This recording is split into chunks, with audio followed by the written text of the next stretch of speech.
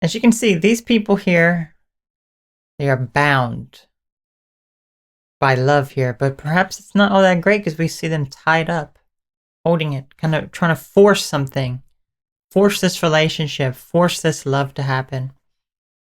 Why your relationships fail? You will never have a fulfilling relationship because, well, if we take a look at this image here, what's going on? People feel pressured. People feel forced. People feel as though they have to be a certain way in relationships. And many relationships, to a lot of people, are not fulfilling. They're in a relationship that they feel as though they have to do for whatever reason.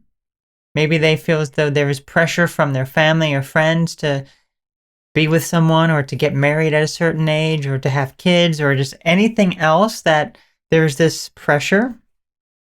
And they're in these relationships they really don't feel a strong connection to, but maybe they feel lonely as well. They feel isolated and they're forcing something to happen that is not natural.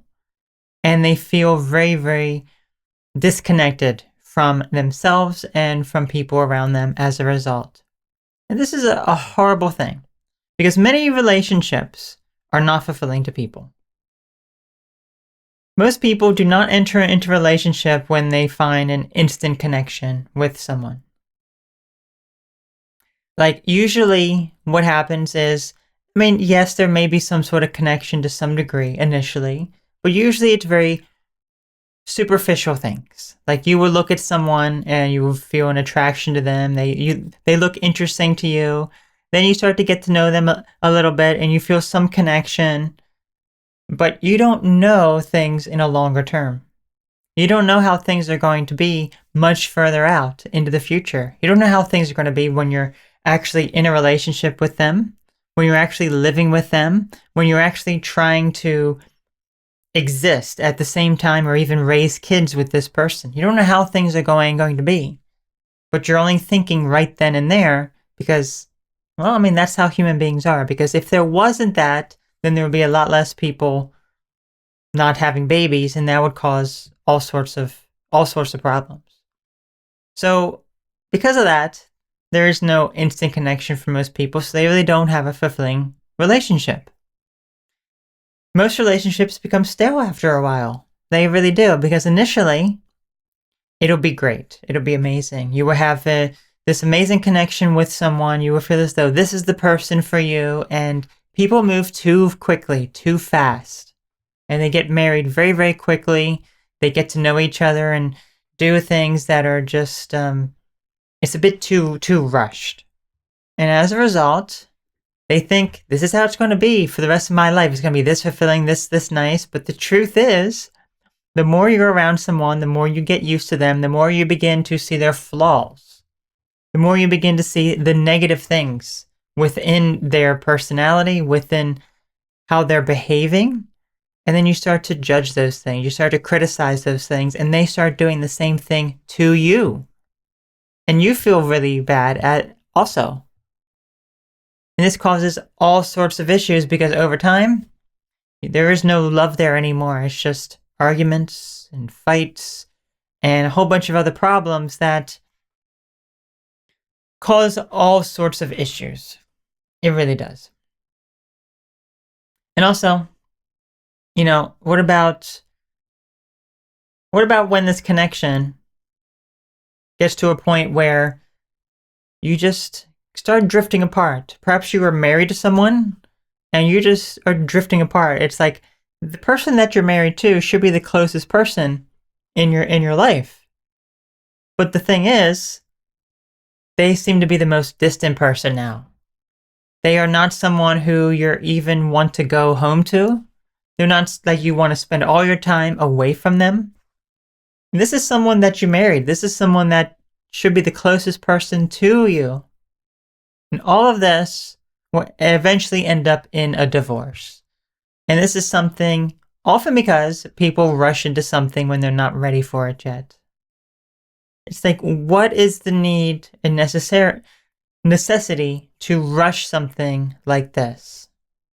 You can be patient, you can wait, and ideally, you want to be able to live with the person for a little bit to see if you're compatible. But, things happen and, well, all sorts of issues stem from not having a connection with someone else that is proper or not being able to maintain it. And the real issues is that you're searching for validation outside of yourself. That is why you cannot maintain these relationships. Because when you found this person that you're with either you're married to, you have kids with, or just in a relationship that isn't fulfilling to you, it's often because you were seeking something external to yourself. You weren't looking within to see how you can make your own life fulfilling. Instead, you were relying on someone else to make you feel fulfilled within your life.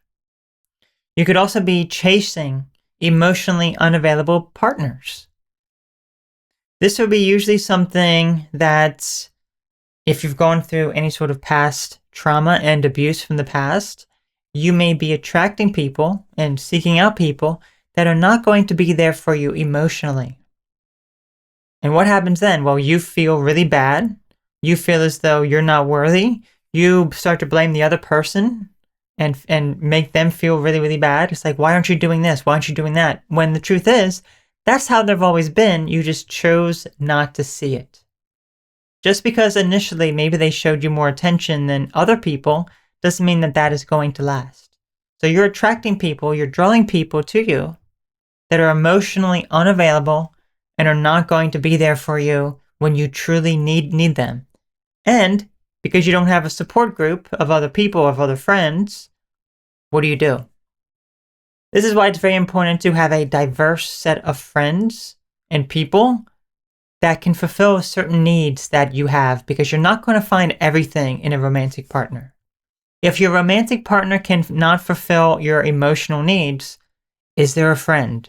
Is there a family member? Is there someone else that you can get that emotional fulfillment from, because your partner's not providing that?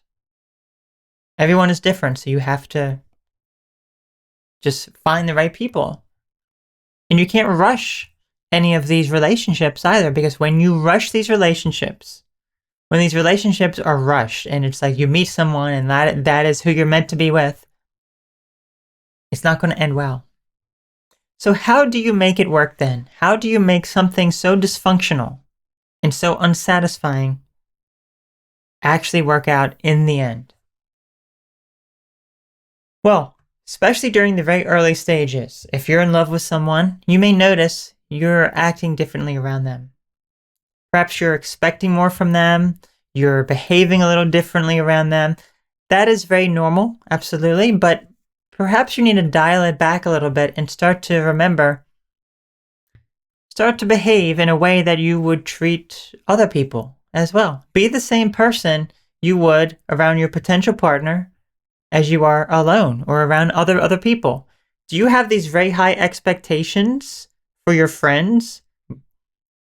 Or is it just your romantic partner, your romantic love interest?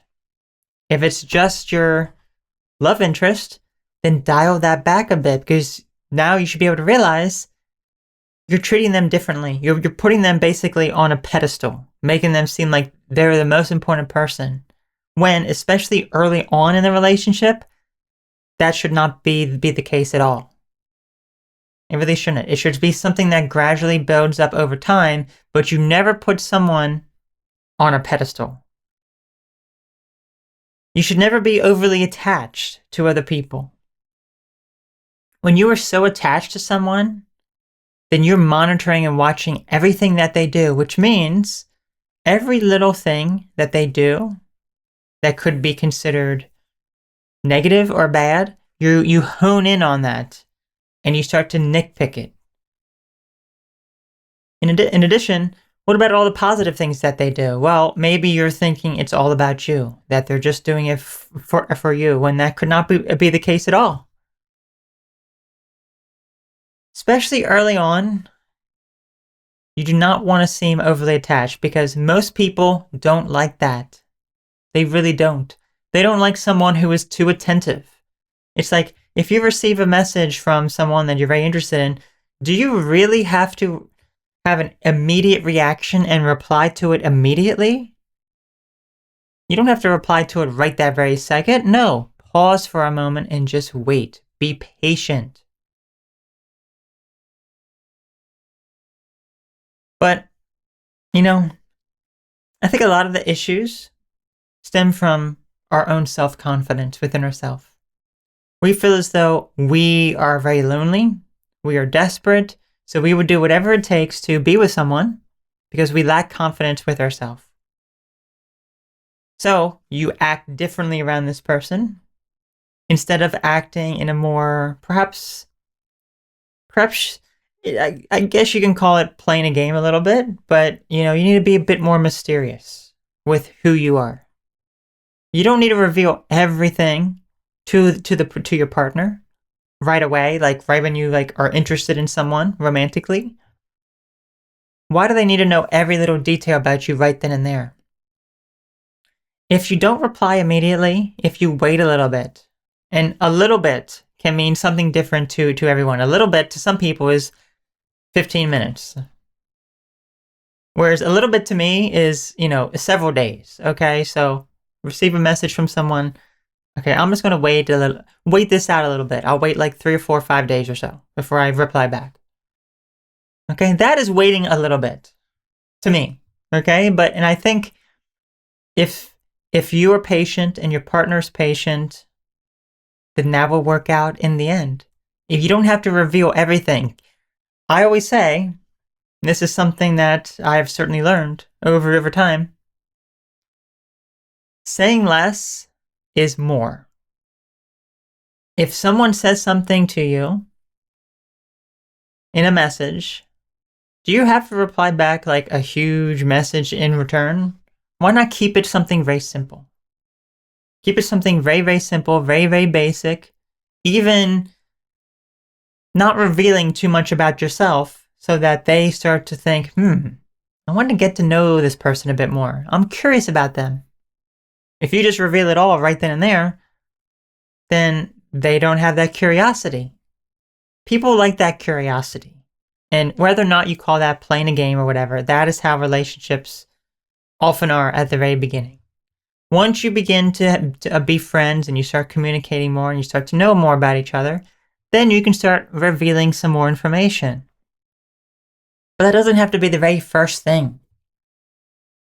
Also, like if you use some sort of dating app or you have a profile online or whatever it is, do you have to put every little detail right about yourself right on there? Write massive paragraphs, write every single interest that you have, all that sort of stuff? You don't. And it's probably best that you don't, because communication with someone else is very important. So if you just put everything out there and there's no mystery and there's nothing, then what conversation are you going to have? Maybe some basic stuff initially, but people like to get to know one another. So if you hold back some information initially for a little bit, things will be a lot better. So these are the reasons why relationships often fail, because there is no sort of connection. In order to have a connection, you need to just pause for a moment and just reflect and just go about it at a slower pace to see how things are going to work out in the end. So I'm really curious to hear what your thoughts are on this topic. If you've had unfulfilling relationships, what's been the cause? Have you been able to find more fulfilling relationships? I'm really curious to hear it. So thank you so very much for watching this video. You take care. Have a great one. Bye-bye.